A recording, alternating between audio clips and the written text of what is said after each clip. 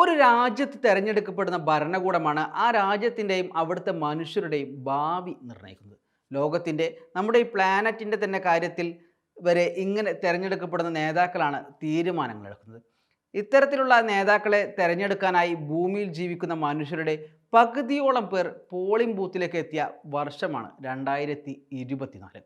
അപൂർവം മാത്രമായി സംഭവിക്കുന്ന ഒരു കാര്യമാണത്. ലോക ജനതയുടെ പകുതി മനുഷ്യർ വോട്ടവകാശം വിനിയോഗിച്ചപ്പോൾ അതിൽ ഏറ്റവും കൂടുതൽ ആളുകളെ എത്തിച്ചതിൻ്റെ ക്രെഡിറ്റ് നമ്മുടെ ഇന്ത്യക്ക് തന്നെയാണ്. ഏകദേശം 1.4 ബില്യൺ ആളുകൾക്കാണ് ഇന്ത്യയിൽ വോട്ടവകാശമുള്ളത്. 2024 ലോകമെമ്പാടുമുള്ള തെരഞ്ഞെടുപ്പുകളിൽ 1.7 ബില്യണിലധികം ആളുകളാണ് വോട്ട് ചെയ്തത്. 637.4 ദശലക്ഷം പൗരന്മാർ വോട്ട് രേഖപ്പെടുത്തി ലോകത്തെ ഏറ്റവും വലിയ ജനാധിപത്യ രാജ്യമായ ഇന്ത്യയാണ് വോട്ടിങ്ങിൽ മുന്നിൽ വന്നത്. ആദ്യ 5 സ്ഥാനക്കാരിൽ 1-ാം സ്ഥാനത്തുള്ള ഇന്ത്യ കഴിഞ്ഞാൽ 2-ാം സ്ഥാനത്തുള്ളത് അമേരിക്കയാണ്.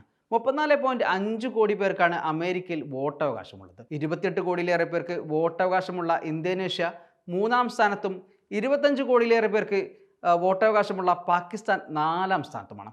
5-ാം സ്ഥാനത്തുള്ള ബംഗ്ലാദേശിലുള്ളത് 17 കോടിയിലേറെ വോട്ടർമാരാണ്. പോളിംഗിൻ്റെ കാര്യമെടുത്താൽ ഏറ്റവും കൂടുതൽ പേരുള്ളത് സ്വാഭാവികമായും ഇന്ത്യയിൽ തന്നെയാണ്. ടുണീഷ്യയിലാണ് ഏറ്റവും കുറവ് പോളിംഗ് രേഖപ്പെടുത്തിയത്. അറബ് വസത്തിൻ്റെ ജന്മസ്ഥലമായ ഇവിടെ ആകെ വോട്ടർമാരിൽ 4-1 പേർ മാത്രമാണ് വോട്ടവകാശം വിനിയോഗിച്ചത്. 28.8% വോട്ടർമാർ മാത്രമാണ് ഇവിടെ 2024 ബൂത്തിലെത്തിയത്.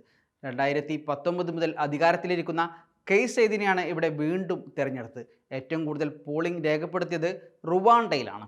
ജനസംഖ്യയുടെ 98.2% പേരും ഇവിടെ വോട്ട് ചെയ്തു.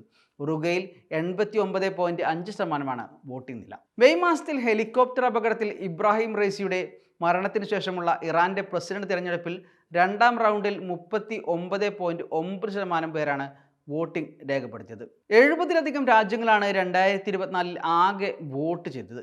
രാജ്യങ്ങൾ സ്വന്തം നേതാക്കൾക്കായി വോട്ട് ചെയ്തതിന് പുറമെ 27 യൂറോപ്യൻ യൂണിയൻ അംഗങ്ങളും യൂറോപ്യൻ യൂണിയൻ പാർലമെന്റ് തെരഞ്ഞെടുപ്പിൽ വോട്ട് ചെയ്തതും 2024 Iran, Mexico, United Kingdom, Portugal, Algeria, Russia, ദക്ഷിണാഫ്രിക്ക, Taiwan, Azerbaijan, Bulgaria, Croatia, Lithuania, Tunisia, Venezuela, Austria, Bhutan, Senegal, Sri Lanka എന്നിങ്ങനെ 70-ലേറെ രാജ്യങ്ങൾ ലോകത്ത് തങ്ങളുടെ ഭാവി എഴുതി. 2024 അതായത് രാജ്യത്തിൻ്റെ മാത്രമല്ല ലോകത്തിൻ്റെ തന്നെ ഭാവി നിർണ്ണയിക്കപ്പെട്ട വർഷം കൂടിയായി മാറുകയാണ്.